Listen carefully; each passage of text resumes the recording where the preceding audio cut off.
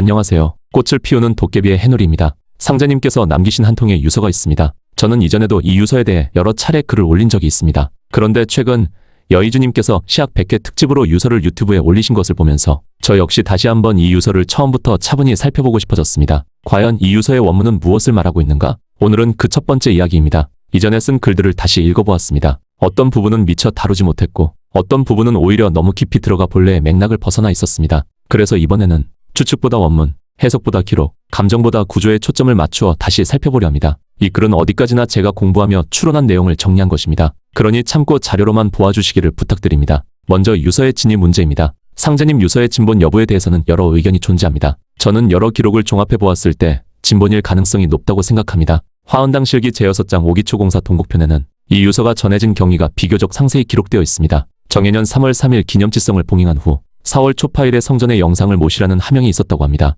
그리고 바로 그날 김자연 성도의 아들 김태준 형제가 유서를 가지고 와 상상 앞에 올렸다고 기록되어 있습니다. 그들의 설명에 따르면 이 유서는 김영렬이 종제 김자연에게 맡기며 후일 부합되는 곳에 전하라고 하였고 김자연 역시 임종시 동곡에 불상을 모시는 곳이 생기면 그곳에 전하라 고 유언하였다고 합니다. 그리고 유서에 적힌 날짜 정해 4월 8일 병호 정해년 4월 초파일에 맞추어 동곡 법종교에 전달되었다고 전해집니다. 이 전승 경위는 단순히 종이 한 장의 이동이 아니라 부합처라는 개념과 깊이 연결되어 있습니다. 이제 오늘 가장 중요한 부분으로 들어가 보겠습니다. 유서의 마지막 문장입니다. 원문에는 반서로 즉 거꾸로 적힌 글씨가 분명히 존재합니다. 갑진년 10월 8일, 3일, 명사 3인. 그런데 인터넷을 아무리 검색해도 법종교 관련 자료를 찾아보아도 이 반서 부분을 깊이 다루는 곳은 거의 보이지 않습니다. 왜일까요? 해석이 어렵기 때문일까요? 아니면 단순히 주목하지 않았기 때문일까요? 저는 이 부분이 오히려 유서의 핵심일 가능성이 있다고 생각합니다. 문장을 그대로 풀어보면 갑진년 10월 8일, 3일, 명을 받은 세 사람 또는 갑진년 10월 8일과 3일에 관련된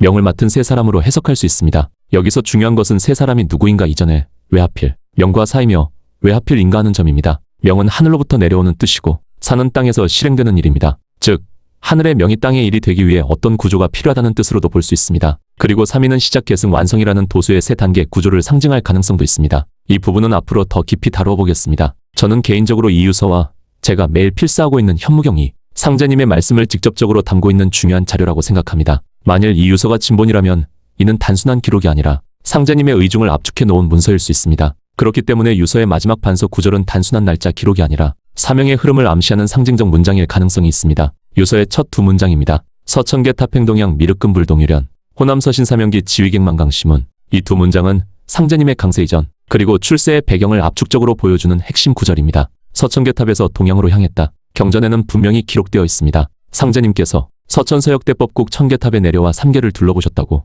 이 부분을 이해하려면 진묵대사와 이마두의 이야기를 함께 봐야 합니다. 진묵은 동양의 도통신을 거느리고 서양으로 갔고 이마두는 동양의 문명신을 거느리고 서양으로 돌아갔습니다. 이것은 단순한 이동이 아니라 문명의 중심과 도통의 기운이 일시적으로 서쪽으로 옮겨갔음을 상징합니다. 서천계탑은 그 문명의 중심을 가리키는 자리입니다. 상제님께서는 그곳에서 3계를 살피고 천하를 대순하시다가 동토로 방향을 잡으셨습니다. 왜 먼저 서역인가? 경전에는 이런 말씀이 있습니다. 천하통일지기와 1월 대명지기를 일시적으로 일본에 붙여 역사하게 한다. 여기서 일본은 단순한 열도가 아닙니다. 역사의 주도권을 쥔 세력을 상징합니다. 문명의 주도권은 한때 서양으로 이동했고 그 문명은 물질과 기계를 발달시켰지만 도리어 인류의 교만과 잠포를 키웠다고 기록되어 있습니다. 그러므로 먼저 서쪽으로 문명이 이동하고 다시 동쪽으로 돌아오는 구조. 이것이 혼반본의 도수입니다. 미륵금불동유련. 상자님께서는 모악산 금산사 미륵금상에 30년 응기하셨습니다. 왜 금산사였을까요? 미륵은 미래의 부처, 후천의 상징입니다. 즉 서천에서 3계를 살피고 동방으로 향해 미륵불에서 시세를 가늠하셨다는 것. 이 첫 문장은 강세 이전의 준비 과정을 보여주는 대목입니다. 호남 서신사명기 지휘객만강시문.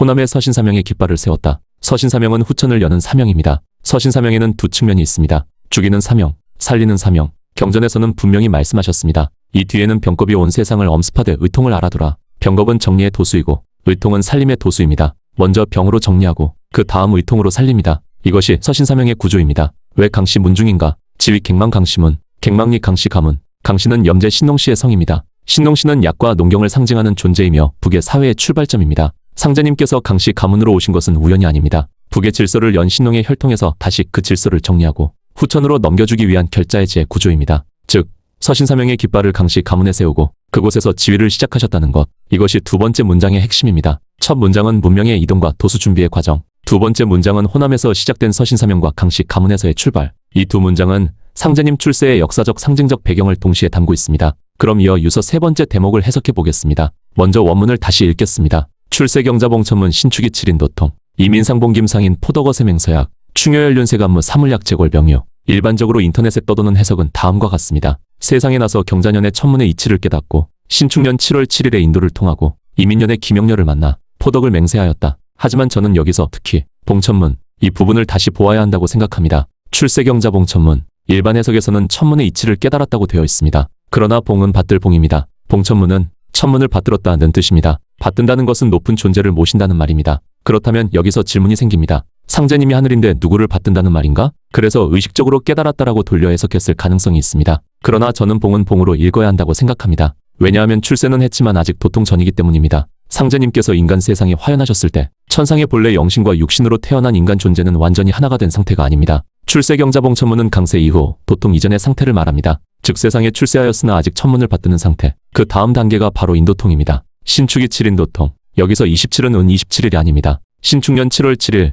7이 두 번 겹친다는 의미입니다. 경전 기록을 보면 대원사 칠성각에서 21일간 공부하시고 7월 7일에 천지대신문을 여셨습니다. 상통천문, 하찰지리는 있었으나 중통인이는 없었다. 상제님께서 처음으로 인도를 통하셨다고 말씀하셨습니다. 이 인도통이 무엇입니까? 천상의 영신과 인간의 육신이 완전히 하나가 되는 경지입니다. 출세는 했지만 도통이 남아있었고 신축년 7월 7일 비로소 인도통을 이루신 것입니다. 이것이 봉천문에서 인도통으로 이어지는 구조입니다. 유서에는 이런 구절이 있습니다. 이민상봉 김상인, 이민년의 김상인을 만났다. 대부분 이 구절을 김영렬을 만났다라고 단순하게 해석합니다. 하지만 왜 굳이 김영렬이 아니라 김상인이라고 기록했을까요? 오늘은 이 김상인이라는 표현과 그 안에 숨겨진 수부도수의 구조를 집중적으로 살펴보겠습니다. 김상인은 누구일까요? 이민년, 상제님께서 도통 이후 처음으로 만난 인물이 김영렬 성도입니다. 그런데 유서에는 김상인이라고 표현되어 있습니다. 상인은 단순한 존칭이 아닙니다. 상은 위, 가장 높은 자리, 근본의 자리를 의미합니다. 그렇다면 질문이 생깁니다. 김영렬 성도가 가장 높은 사람이라는 뜻일까요? 아니면 그 이름 안에 상징이 들어있는 것일까요?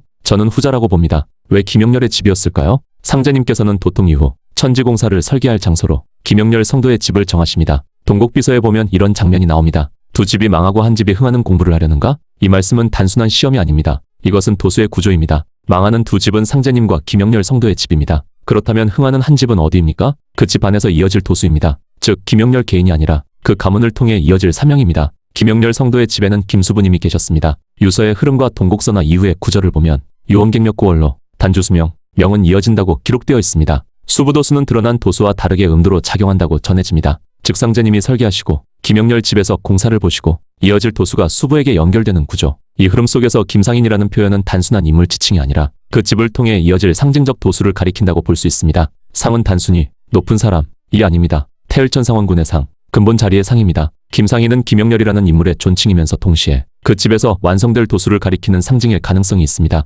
즉 인도통 이후 김상인을 만나 천지공사를 설계하고 수부도수로 이어지는 구조. 유서는 이를 한 줄로 압축해 놓은 것입니다. 김상인은 단순한 이름이 아닙니다. 그것은 천지공사의 출발점이 된 집, 망하는 두 집과 흥하는 한 집의 구조, 수부도수로 이어지는 상징을 함께 담은 표현일 가능성이 있습니다. 유서를 연대기로 읽으면 김영렬을 만났다는 기록으로 끝납니다. 하지만 구조로 읽으면 수부도수의 설계가 보이기 시작합니다. 그렇다면 김상인은 누구를 가리키는 걸까요? 김영렬 성도를 통해 그 집에서 이루어질 태을천 상원군의 도수를 말하는 것입니다. 즉 김수부님의 도수와 연결되는 말입니다. 이어지는 유서에는 이렇게 나옵니다. 동곡 선하연 불상, 유원객력 9월로 동곡에서 선하면 불상이 드러나고 떠돌던 유원이 옛 고향길을 찾는다. 단주수명, 명은 이어집니다. 즉 인도통 이후 김상인을 만나 천지공사를 설계하고 이어지는 수부 도수로 연결되는 구조. 이 흐름이 유서 전체에 깔려 있습니다. 오늘은 봉천문의 의미, 인도통의 도수, 김상인의 숨은 뜻, 이 세 가지를 중심으로 살펴보았습니다. 출세에서 도통으로, 도통에서 천지공사로, 천지공사에서 이어지는 수부 도수로. 유서는 단순한 연대기가 아니라 도수의 설계도입니다. 다음 시간에는 포덕어 세맹서약 이후의 구절을 이어가 보겠습니다.